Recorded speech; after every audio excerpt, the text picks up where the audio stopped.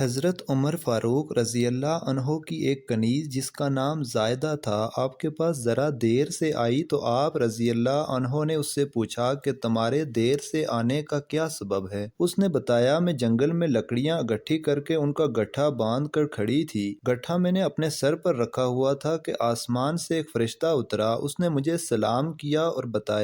بتایا کہ وہ داروغہ بہشت ہے۔ اس نے کہا کہ اے زاہدہ اپنے نبی کریم کو بتا دو کہ اللہ تعالیٰ نے فرمایا ہے کہ میں نے آپ کی امت کو 3 گروہوں میں تقسیم کر دیا ہے۔ پہلا گروہ بغیر حساب کتاب کے بہشت میں جائے گا، دوسرے جماعت پر حساب آسان کر دیا جائے گا اور ایک جماعت کو آپ کی شفاعت سے بخش دیا جائے گا۔ اس کے بعد وہ آسمان کی طرف پرواز کر گیا تو میں نے لکڑی کا گٹھا اٹھانے کی کوشش کی لیکن میں نہ اٹھا سکی۔ اسی اثنا میں فرشتے نے میری طرف دیکھا تو مجھے مشکل میں دیکھ کر واپس آیا اور جس پتھر پر گٹھا رکھا تھا اس کو حکم دیا کہ لکڑی کا گٹھا بمائے زائدہ کو اٹھاؤ اور انہیں حضرت عمر فاروق رضی اللہ عنہ کے گھر کے سامنے اتار دو۔ چنانچہ پتھر مجھے اور گٹھے کو لے کر اڑا اور ہمیں ایک دروازے کے سامنے اتار دیا۔ اس کے بعد زائدہ خاتون نے حضور پاک صلی اللہ علیہ وسلم کو فرشتے کا پیغام دیا تو یہ سن کر حضور پاک بڑے خوش ہوئے۔ پھر صحابہ کرام کے ساتھ حضرت عمر رضی اللہ عنہ کے دروازے پر جا کر اس پتھر کے آنے جانے کے نشانات ملاحظہ فرمائے اور فرمایا اللہ کا شکر ہے،